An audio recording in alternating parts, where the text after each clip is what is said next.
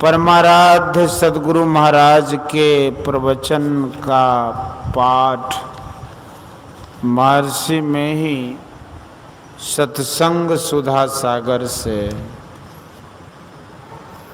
प्रवचन संख्या 266। शहरग का रास्ता कौन बतावेगा। प्यारे लोगों, सत्संग में ग्रंथों के द्वारा पाठ कर जो कुछ आपको सुनाए जाते हैं, उन सब पाठों से यही बतलाया जाता है कि ईश्वर भक्ति के लिए जप अपेक्षित है, मानस ध्यान अपेक्षित है, संभवी मुद्रा व वैष्णवी मुद्रा अपेक्षित है, सगले नसीरा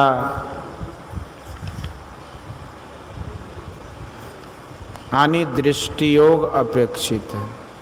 इसके बाद नादानुसंधान या सुल्तान उलझकार बहुत अपेक्षित है।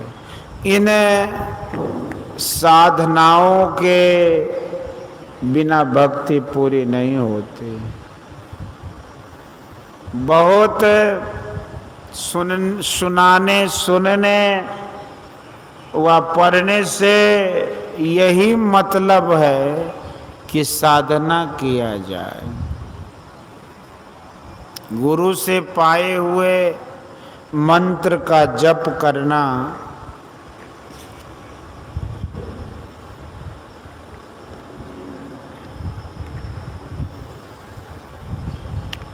सबके लिए बहुत सरल है। इसलिए हमारे बहुत सन्यासी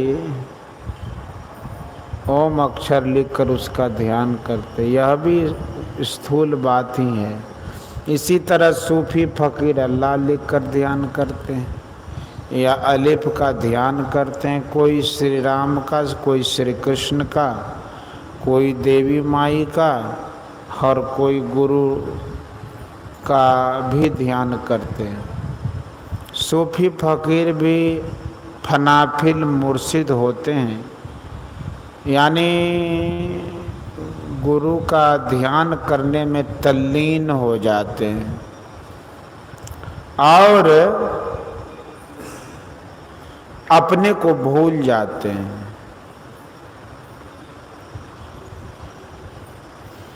वे स्थूल साधन लेकर आरंभ करते हैं। जो जहाँ गिरा रहता है वह वहीं से उसी का सहारा लेकर उठता है। स्थूल का सहारा लिए बिना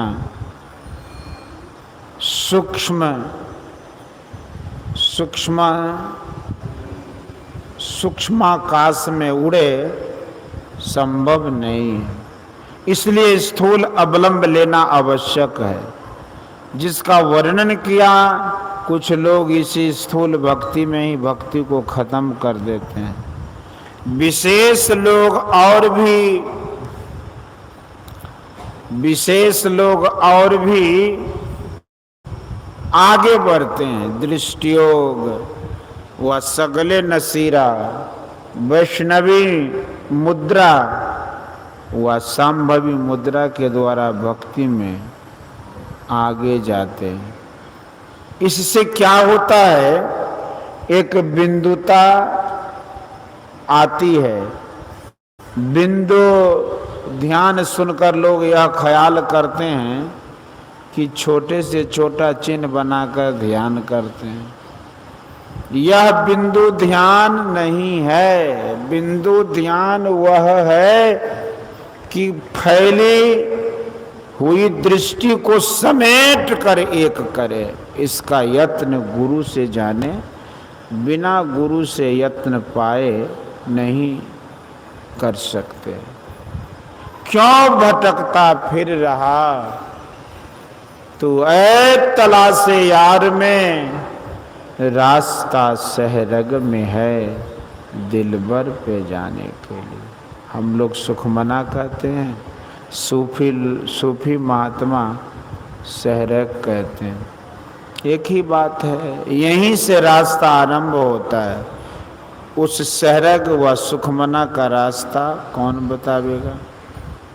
मुर्शिद कामिल से मिल, सिदक और सबूरी से तकी, जो तुझे देगा फहम सहरग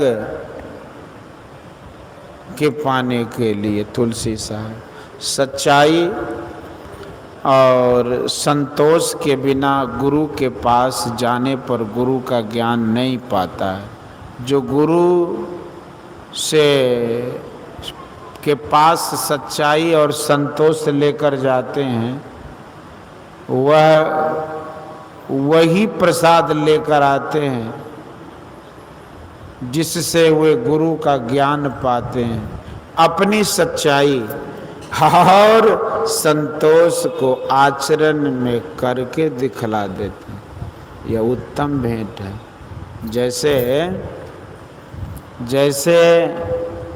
वैसे तो बहुत लोग गुरु के पास जाते हैं, गुरु सुखमना का बोध देगा, अभ्यास करोगे तो क्या होगा? गोश बातिन हो कुशादा, जो करे कुछ दिन अमल,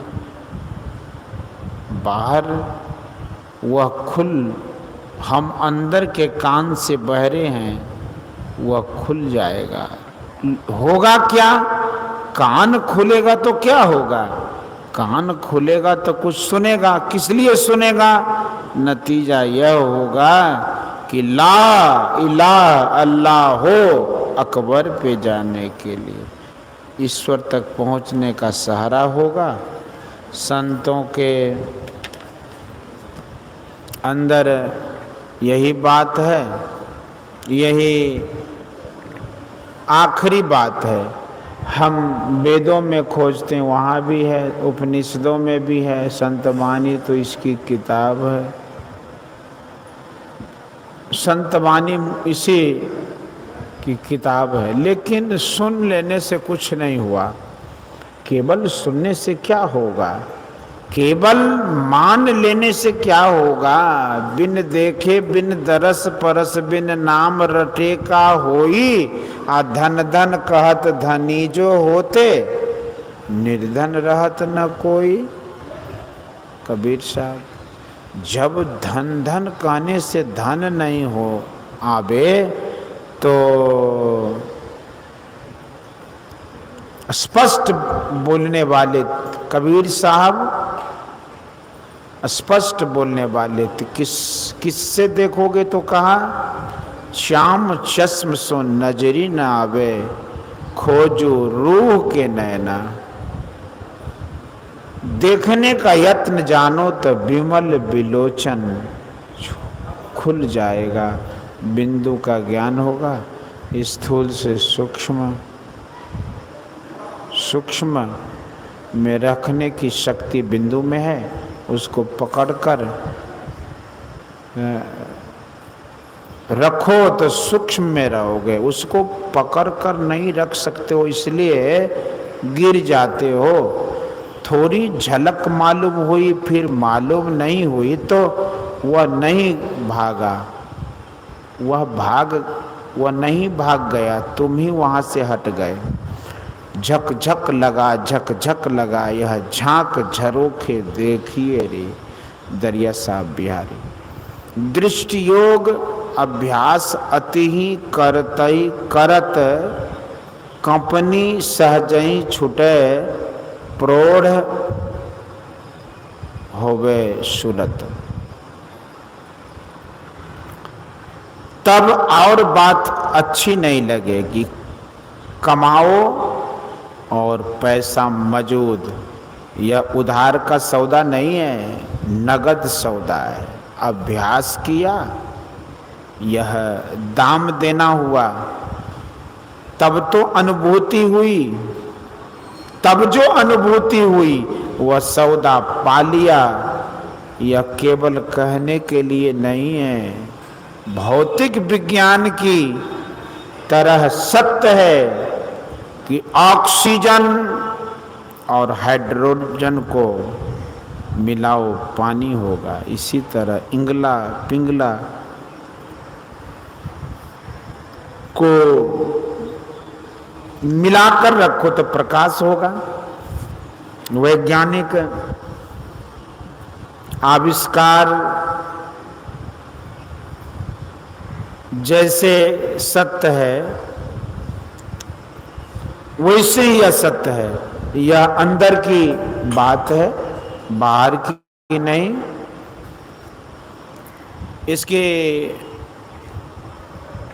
प्रयोगशाला अंदर में है, बाहर में नहीं है। अंदर जाने का रास्ता यहाँ से शुरू हुआ, श्री गणेश हुआ, यहाँ से सिमट जाता है कि तुम दूसरी तरफ मन नहीं जाता। बुद्धि में वैराग करते करते साधक गिरता पड़ता है, लेकिन यहाँ ठहर जाने पर ठीक ठीक वैराग होता है। लड़कपन में खेलते कूदते थे, अब क्यों नहीं खेलते कूदते हैं? इस अभ्यास में आकर वो आप छूट गए। कबीर साहब ने कहा कि तजदे बुध लड़कैयाँ खेलन की, करो जतन सखी साईं मिलन की। ईश्वर मिलन का यत्न करो तो लड़कैयाँ खेल आप ही छूट जाएगा। बिंदु ध्यान और नाद ध्यान, ये दोनों ईश्वर की ओर से अवलंब है। जैसे मित्र को लेने के लिए मित्र अगवानी कर आते हैं, ईश्वर परम मित्र, उनसे बढ़कर मित्र कोई नहीं। वे बड़े मददगार हैं। हमारा यार है हम में, हमन को इंतजारी क्या। वह बिंदु रूप में आकर आपको पकड़ ले जाना चाहता है। आप बिंदु तक नहीं पहुँचे हैं, वह बिंदु को पकड़ने की शक्ति आप में नहीं है, इसलिए नीचे गिर जाते हैं। लेकिन हिम्मत नहीं हारनी चाहिए कि हम में शक्ति नहीं है। अभ्यास करते करते शक्ति बढ़ेगी। जैसे व्यायाम करने से शरीर में बल बढ़ता है, यदि बल नहीं बढ़ता तो कोई महात्मा नहीं होते। सब सत्संगी भाई दो, जितना ले सको। बेटा बेटी देने की बात है, अरे है गुरु का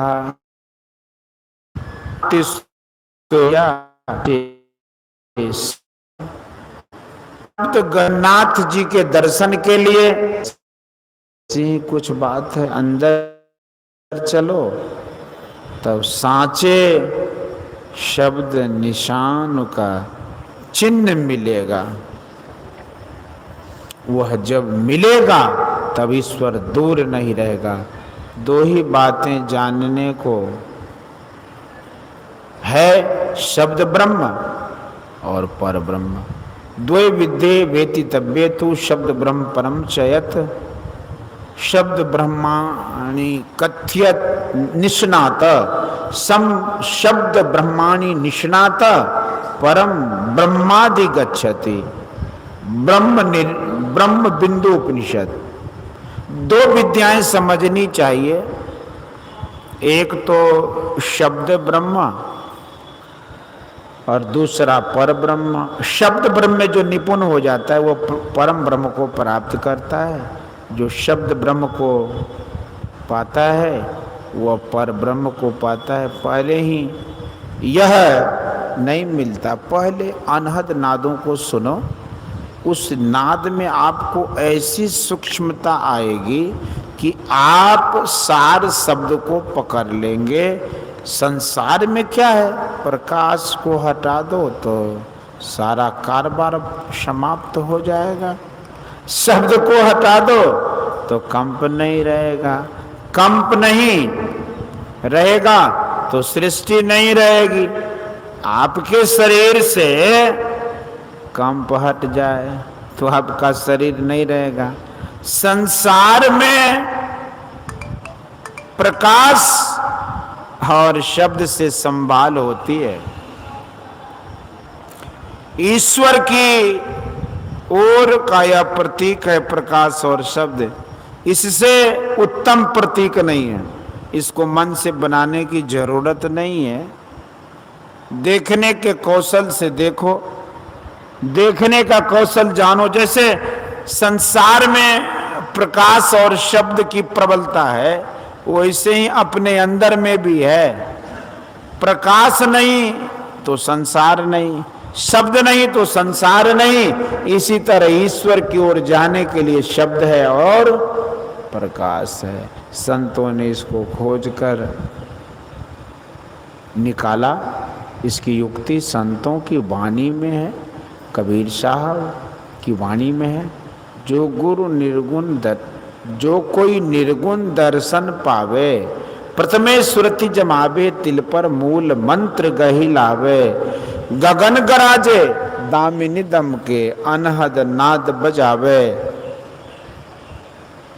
राधा स्वामी साहब की वाणी में है कि तू तो सूरत जमा नव द्वार, शब्द मिले छूटे जंजार। यह संभावी मुद्रा है। ध्यान बिंदु उपनिषद में लिखा है कि बीजाक्षरम परम बिंदु नादम नादम तस्यो परिस्थितम, अर्थात बिंदु मिले तो नाद खुलेगा। हम लोग बिंदु उपासना और नाद उपासना के लिए कहते हैं। गुरु महाराज के कहे अनुकूल उपासना इसलिए करते हैं कि जंजाल छूट जाए। यह केवल कहने के लिए है, यह केवल कहने के लिए है नहीं, करके देखिए। करने की शक्ति नहीं है तो अभ्यास कीजिए, करते करते शक्ति आ जाएगी। नाद ईश्वर का प्रतीक है और बिंदु उसके ज्योति है, ज्योति का प्रतीक है। पहले सूर्य का प्रकाश होता है, यानी उषा होती है, फिर अरुणोदय होता है, फिर सूर्य निकल आता है। जिसकी ज्योति है वह पीछे निकलता है। इसी तरह स्वर भी पकड़ा प्रोक्तम सर्वदेहिना योग शिवनिषद। बिंदुनाद, बिंदुनाद मालिंग है, शिव जी का घर है। इस देह को शिवालय कहते हैं। सभी प्राणियों में सिद्धि मिलती है। सर्वदेही नाम योग शिखोपनिषद। बिंदु न रूप लिंग है, वही लिंग है, विष्णु है। लक्ष्मी के शिव जी ने 1.25 लाख साथ आए में नाश्रेष्ठ है।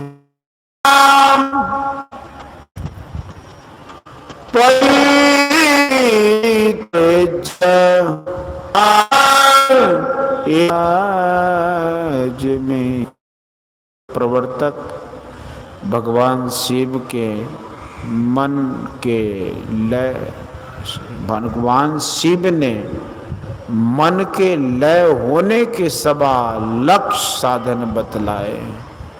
उन सब में नादानुसंधान सुलभ और श्रेष्ठ है। हे नादानुसंधान, आपको नमस्कार है।